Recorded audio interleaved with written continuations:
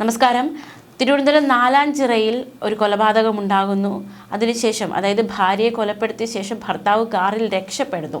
മകളെ വിളിച്ച് ബാക്കി 3 കുഞ്ഞുങ്ങളെയും, അതായത് മൂത്ത മകളെ ഫോണിൽ വിളിച്ച് ബാക്കി 3 കുഞ്ഞുങ്ങളുടെ കാര്യവും നോക്കിക്കൊള്ളണമേ എന്ന് പറഞ്ഞ് അച്ഛൻ ഇനി വിളിക്കില്ല എന്ന് പറയുന്നു. അപ്പോൾ തന്നെ ഏതാണ്ട് ഉറപ്പിച്ചു ഒരു ആത്മഹത്യാ പ്രവണതയാണോ ആ പ്രതി നടത്തുന്നതെന്നത്.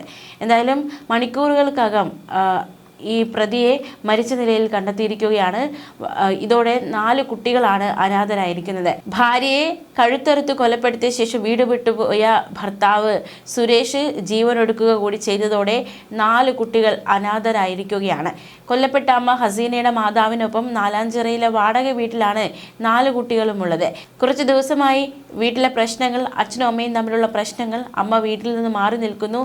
ഇതോടെ സ്കൂളിൽ പോകാൻ പറ്റാത്ത അവസ്ഥയിലായിരുന്നു മക്കൾ. അമ്മ തിരികെ വീട്ടിലേക്ക് എത്തുന്നു. സന്തോഷമായി ഇനി സ്കൂളിൽ പോകാമെന്ന സന്തോഷത്തോടെ നിൽക്കുന്ന കുട്ടികൾക്ക് മുന്നിലിട്ടാണ് പ്രതി ആ ഭാര്യയെ കൊലപ്പെടുത്തിയത്, അതായത് കുട്ടികളുടെ അമ്മയെ കൊലപ്പെടുത്തിയത്. അതിനുശേഷം ട്രെയിൻ തട്ടി മരിച്ച നിലയിലാണ് സുരേഷിനെ കണ്ടെത്തുന്നത്. നാലാഞ്ചിറയിൽ ഉദിയന്നൂർ ക്ഷേത്രത്തിന് സമീപം താമസിക്കുന്ന ഹസീന ബീവിയാണ് ഭർത്താവ് സുരേഷ് കഴിഞ്ഞ ദിവസം മക്കളുടെ മുന്നിൽ വെച്ച് കഴുത്തറുത്ത് കൊലപ്പെടുത്തിയത്. തുടർന്ന് വീട്ടിൽ നിന്ന് രക്ഷപ്പെട്ട സുരേഷിനെ തമിഴ്നാട്ടിലെ ചിദംബരത്ത് നിന്നാണ് ട്രെയിൻ തട്ടി മരിച്ച നിലയിൽ മൃതദേഹം കണ്ടെത്തിയത്. ഇവരുടെ നാലാഞ്ചിറയിലെ വീട്ടിലേക്ക് ബന്ധുക്കൾ വന്നു പോകുന്നുണ്ട്. പക്ഷേ ആ 4 കുട്ടികളെ ആര് സംരക്ഷിക്കും, അവരുടെ സംരക്ഷണ ചുമതല ആരേറ്റെടുക്കും എന്ന കാര്യത്തിൽ വ്യക്തതയില്ല. എന്തായാലും ആ കുട്ടികൾക്ക് വലിയൊരു സംരക്ഷണവും അതുപോലെ തന്നെ ഒരു പരിപാലനവും ഒക്കെ വേണ്ടുന്ന സമയമാണെന്ന് നമുക്കറിയാം. ആ ഒരു കൊലപാതകങ്ങൾ അല്ലെങ്കിൽ ആ അമ്മയുടെ നിലവിളിയും അച്ഛൻ്റെ പോക്കും ഒക്കെ കണ്ട കുട്ടികളാണ്. അപ്പോൾ ഒരുപാട് മാനസികമായിട്ടുള്ള സപ്പോർട്ടൊക്കെ അവർക്ക് നൽകേണ്ട ഒരു സമയം കൂടിയാണ്. AC മെക്കാനിക്കായിരുന്നു സുരേഷ്. അയാളുടെ ഏക വരുമാന മാർഗം അതായിരുന്നു. കോട്ടലി സ്കൂളിലെ +2 വിദ്യാർത്ഥിനി ആണ് മൂത്ത മകൾ. നാലാഞ്ചിറ സെൻസ് ഗൊറേറ്റീസ് ഹൈസ്കൂളിൽ 10ാം ക്ലാസ്സിലാണ് അടുത്ത കുട്ടി പഠിക്കുന്നത്. കുശവർക്കൽ ഗവൺമെൻറ് UP സ്കൂളിൽ 6ലും 4ലുമാണ് ബാക്കി 2 കുട്ടികളും പഠിക്കുന്നത്. എന്തായാലും കൊലപാതക വാർത്ത അറിഞ്ഞ് കുട്ടികളുടെ അധ്യാപകരൊക്കെ വീട്ടിലെത്തിയിരുന്നു. വലിയ ആശ്വാസമായത് മാറിയിരുന്നു. അതിക്രൂരമായ ഒരു കൊലപാതകമാണ് സംഭവിച്ചത്. ഭാര്യയെ കൊലപ്പെടുത്തിയ ശേഷം കാറിൽ വീട്ടിൽ നിന്ന് പോയ സുരേഷ് ബാലരാമപുരം റെയിൽവേ സ്റ്റേഷനിൽ കാർ ഉപേക്ഷിച്ച ശേഷം ട്രെയിനിൽ തമിഴ്നാട്ടിലേക്ക് പോവുകയായിരുന്നു. ഇയാളുടെ പക്കലുണ്ടായിരുന്ന മൊബൈൽ ഫോൺ കേന്ദ്രീകരിച്ച് അന്വേഷണം നടത്തുന്നു. ഈ അന്വേഷണത്തിൽ സിമ്മിന്റെ വിലാസം വട്ടിയൂർക്കാവിലെ കുടുംബ വീടിൻ്റെതാണെന്ന് കണ്ടെത്തി. മൃതദേഹം സുരേഷിൻ്റെതാണെന്ന് സ്ഥിരീകരിക്കുകയും ചെയ്തു. തുടർന്ന് വിവരം സുരേഷിന്റെ ബന്ധുക്കളെ അറിയിച്ചുവെന്ന് പോലീസ് വ്യക്തമാക്കി. ബന്ധുക്കളെത്തി മൃതദേഹം തിരിച്ചറിയുകയും ചെയ്തു. വീട്ടിൽ നിന്ന് പോയ സുരേഷ് ഒരു ഫോൺ കിള്ളിപ്പാലത്തെ കടയിൽ കൊടുത്തിരുന്നു. തുടർന്ന് തമിഴ്നാട്ടിലേക്കുള്ള യാത്രയ്ക്കിടെ കയ്യിലുള്ള ഫോണിൽ നിന്ന് മകൾ അമൃതയെ വിളിച്ച് ഇനി തിരിച്ചു വരില്ലെന്നും ഇളയ കുട്ടികളെ നോക്കണമെന്നും പറഞ്ഞു. മണ്ണന്തല പോലീസ് ഈ സമയം വീട്ടിലുണ്ടായിരുന്നു. ഫോണിൽ തിരിച്ചു വിളിച്ചെങ്കിലും സ്വിച്ച് ഓഫ് ചെയ്തിരുന്നു. പോലീസ് സുരേഷിന്റെ ചിത്രം ഉൾപ്പെടെ തമിഴ്നാട് പോലീസിന്റെ വിവരം അറിയിച്ചിരുന്നു. അന്വേഷണം ഊർജിതമാക്കുന്നതിനിടെയാണ് ചിദംബരത്ത് വെച്ച് സുരേഷ് ട്രെയിൻ തട്ടി മരിച്ചതായി പോലീസിന് വിവരം കിട്ടിയത്. കാർ ബാലരാമപുരത്ത് ഇട്ട ശേഷമാണ് ട്രെയിൻ കയറിപ്പോയത് സുരേഷ്. കയ്യിലുണ്ടായിരുന്ന ഒരു മൊബൈൽ കിള്ളിപ്പാലത്ത് കടയിൽ വിൽക്കുകയുണ്ടായി. കരമന ഭാഗത്തായിരുന്നു ഈ ഫോണിന്റെ ലൊക്കേഷൻ. അന്വേഷണത്തിൽ ഈ ഫോൺ ഇയാൾ വിറ്റതാണെന്ന് പോലീസ് കണ്ടെത്തുകയായിരുന്നു. കാറുമായി ബാലരാമപുരത്തെത്തിയ പ്രതി കാർ അവിടെ ഉപേക്ഷിച്ച് ട്രെയിനിൽ കടന്നു കളയുകയായിരുന്നു എന്നാണ് അന്വേഷണ സംഘം മനസ്സിലാക്കുന്നത്. ഒരാഴ്ചയെ ഹസീനെ കാണാനില്ലായിരുന്നു. ഇത് സംബന്ധിച്ച് സുരേഷ് മണ്ണന്തല പോലീസിൽ പരാതി നൽകിയിരുന്നു. ചൊവ്വാഴ്ച വീട്ടിൽ തിരികെ എത്തിയ ഹസീന സുഹൃത്തിൻ്റെ വീട്ടിലായിരുന്നു എന്നാണ് പറഞ്ഞത്. ഇതേ ചൊല്ലി ഇരുവരും തമ്മിൽ വഴക്കുണ്ടാകുന്നു. മണ്ണന്തല പോലീസ് ഇരുവരെ സ്റ്റേഷനിൽ വിളിച്ചു വരുത്തി അനുനയിപ്പിച്ചു വിട്ടതാണ്. എന്നാൽ വീട്ടിൽ തിരിച്ചെത്തിയ ഇവർ വീണ്ടും വഴക്ക് തുടരുകയും കൊലപാതകത്തിൽ കലാശിക്കുകയുമായിരുന്നു. വളരെ ക്രൂരമായ സംഭവ വികാസങ്ങളാണ് അരങ്ങേറിയത്. അതേസമയം ഈ നാട്ടുകാരൊക്കെ മലയാളി വാർത്തയോട് പ്രതികരിച്ചിരുന്നു. അവരുടെ പ്രതികരണത്തിലേക്ക്. അടിക്കുകയൊക്കെ ചെയ്യുമായിരുന്നു. അതെല്ലാവർക്കും അറിയാമായിരുന്നു. പോലീസ് സ്റ്റേഷനിൽ കഴിഞ്ഞ ആഴ്ച കേസ് കൊടുത്തതാണെന്ന് പറയണം. അത്രയും നമുക്കറിയാവുള്ളൂ.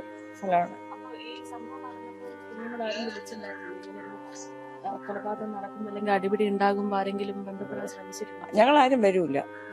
ഞങ്ങളാരും മിണ്ടുകയില്ല, സഹകരിക്കുകയില്ല അവരുമായിട്ട്. അവൻ എന്താ അഴുക്ക ജാതിയാണ്. ആ ജാതിയിലുള്ളവനാണ് ഞങ്ങളെ കൊച്ചിനെ വിളിച്ചിട്ട് പോയത്.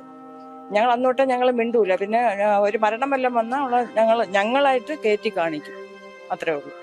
അപ്പൊ അവളെ വാപ്പ മരിച്ചപ്പോഴും ഞങ്ങൾ ശാസ്താനത്തെ പള്ളിയിലാണ് കൊണ്ടുപോയത്. അവളൊക്കെ കാണിക്കേണ്ടെന്ന് പള്ളിയിൽ നിന്ന് എല്ലാവരും പറഞ്ഞു. കളിച്ചാൽ പള്ളിയിൽ എടുക്കൂല, ഞങ്ങളെ പള്ളിയിൽ എടുക്കൂല. അപ്പൊ കാണിക്കേണ്ടെന്ന് പറഞ്ഞിട്ടും പിന്നെ ഞങ്ങൾ അവരുടെ കാല് പിടിച്ച് അവളെ വാപ്പ അല്ലേ അങ്ങനെ കൊണ്ട് കാണിച്ചു. ഹസീനയുടെ ആരായിട്ട് വരും? ഞാനാ ഹസീനയുടെ വാപ്പാടെ സഹോദരി. ഈ പ്രശ്നങ്ങൾ ഉണ്ടെന്ന് അറിഞ്ഞിരുന്നെങ്കിലും ഇടപെട്ടിരുന്നില്ല എന്നുള്ളതാണ്. ഞങ്ങളാരും ഒന്നും ഇടപെട്ടിട്ടില്ല. അവൾ എൻ്റെ അടുത്ത് പറയുമായിരുന്നു അടിക്കുക. ഞാൻ പറഞ്ഞു നിന്നെ കൈ കൊണ്ടടിച്ചാൽ നീ ചിലവ് എടുത്തടിയെന്നാണ് ഞാൻ പറയുന്നത്. അവനെ അടിച്ച് കൊല്ലുന്നതാണ് ഞങ്ങൾ പറഞ്ഞിട്ടുള്ളത്. അവൻ എന്തായിരുന്നു ജോലി ഈ കൊലപാതകം? എല്ലാ ജോലിക്കും പോകും. നിയമിക്കാൻ പോയിട്ടുണ്ട്. ഇപ്പൊ ഫ്രിഡ്ജ് എങ്ങാണ്ട പഴയതൊക്കെ എടുത്ത് നോക്കും. പക്ഷെ അവൻ കുടിച്ചു കഴിഞ്ഞാൽ പിന്നെ സംശയമുണ്ട്. ഇവിടെ ഭയങ്കര സംശയ രോഗമാണ്. അതാണ് ഇവരുടെ ഇങ്ങനെ ആയത്. എന്താ ഈ സംശയത്തിനുള്ള പ്രധാന കാരണം? ഒരു കൊച്ചിനെ പോലും നോക്കിക്കൂടാ. അതാണ് അവന്റെ സംശയം. 4 മക്കളുണ്ട് ഇവർക്ക്. ഇപ്പൊ 2 പെണ്ണും. അച്ഛൻ ജയിലിൽ പോകുന്നു. ആരുമില്ല, അവരെ നോക്കാൻ ആരുമില്ല. മക്കളുടെ അവസ്ഥ എങ്ങനെയാണ്? നിങ്ങൾ ആരെങ്കിലും നമുക്ക് ഏറ്റെടുക്കാൻ പറ്റില്ല. കാരണം എങ്കിൽ നമുക്കത് ജാതിയിൽ ബാധകമാവും. അവൻ മുസ്ലിം ആയിട്ടില്ല. ഞങ്ങൾ കുറേ പറഞ്ഞു മുസ്ലിം ആവാനായിട്ട്, ആയിട്ടില്ല. അപ്പൊ നമുക്ക് ഏറ്റെടുക്കാൻ പറ്റൂല. ഇപ്പൊ പള്ളിയിൽ എടുക്കൂലല്ലോ, അവളെ പള്ളിയിൽ അടക്കാൻ പറ്റൂല. ചുടുകാട്ടിലും എല്ലാം കൊണ്ടുപോകുള്ളൂ. ഈ പറയുന്നത് പോലെ മക്കളുടെ അവസ്ഥ കാണുമ്പോഴേ നമുക്കൊന്നും ചെയ്യാൻ പറ്റൂല. മക്കള് നമുക്ക് എന്ത് ചെയ്യാൻ പറ്റും? മക്കളടുത്ത് സംസാരിച്ചായിരുന്നോ? ഇവിടെ 2 മക്കളുണ്ട്. മൂത്ത കൊച്ചിന് മാത്രം ഞങ്ങൾ അറിയാവുള്ളൂ. വളരെ നിങ്ങൾക്ക് ഞങ്ങൾ അറിഞ്ഞു. ഞങ്ങൾ സഹകരിക്കാറില്ല. നമ്മളും സഹകരിക്കാറില്ല. പുള്ളി മരിച്ചതിന് ശേഷം യാതൊരു സഹകരണവും ഇല്ല. പുള്ളി എന്ന് വെച്ച് കഴിഞ്ഞാൽ ഹസീനയുടെ പിതാവ്. നമ്മുടെ അടുത്ത് സഹകരണമില്ല. നമ്മളും സഹകരിക്കാൻ പോകാറില്ല. ആവശ്യമില്ലാത്ത കാര്യങ്ങളൊന്നും നമ്മൾ ഇടപെടാൻ പോകാറില്ല. ഇവര് എങ്ങനെയാ കല്യാണം കഴിക്കുന്നത്? സ്നേഹിച്ചായിരുന്നോ? സ്നേഹിച്ച് കഴിച്ചാണ്. സ്കൂളിൽ പഠിച്ചോണ്ടിരുന്നപ്പോ പോയതാണ്. ഇവള് അവനുമായിട്ട് പോയതാണ്. എത്ര കാലം മുന്നേ അവര് വിവാഹം കഴിയുന്നു? ഇങ്ങനെ പോയത് ഒരു 10-20 വർഷമെങ്കിലും കുറഞ്ഞതാകണം. ആയുർവേദ കോളേജിൻ്റെ അവിടെ ട്യൂട്ടോറിയലിൽ പഠിക്കാൻ പോയിക്കൊണ്ടിരുന്നപ്പോൾ ഉള്ള അടുപ്പമാണ്. ഇവര് അപ്പോഴേ ഇവിടെ മൺട്രോക്കോണത്ത് ആയിരുന്നു താമസിച്ചുകൊണ്ടിരുന്നത്. അപ്പോഴേ പോയതാണ്. നമ്മളോടൊപ്പം അയൽവാസി കൂടെ ചേരുന്നുണ്ട്. അമ്മ ഇവിടെ അടുത്താണല്ലോ വീട്. അമ്മ എന്തെങ്കിലും ബഹളം കേട്ടിരുന്നു? നമ്മൾ കേട്ടിട്ടില്ല. ഈ ഹസീനയെ അറിയാമോ? കണ്ടു പരിചയം? നമ്മൾ കണ്ടിട്ടുമില്ല. ഇവിടെ താമസമായിട്ട് എത്ര കാലമായി അറിയാമോ? വാടകയ്ക്ക്? അതല്ലേ പറഞ്ഞ നമ്മൾ ഇങ്ങോട്ട് വരവില്ല. നമുക്ക് അതിലാണ് തൊട്ടടുത്താണ് വീട്. തൊട്ടല്ല, അതിന്റെ അപ്പുറത്ത്. അതൊന്നും നമുക്ക് അറിയാൻ പറ്റില്ല. നമ്മൾ ആ സൈഡേ നമുക്ക് അറിയാൻ പറ്റുള്ളൂ. ഇങ്ങോട്ടുള്ള ഒന്നും അറിയാവത്തില്ല. പിന്നെ ഇവിടെ വന്നത് പോലും അറിഞ്ഞില്ല.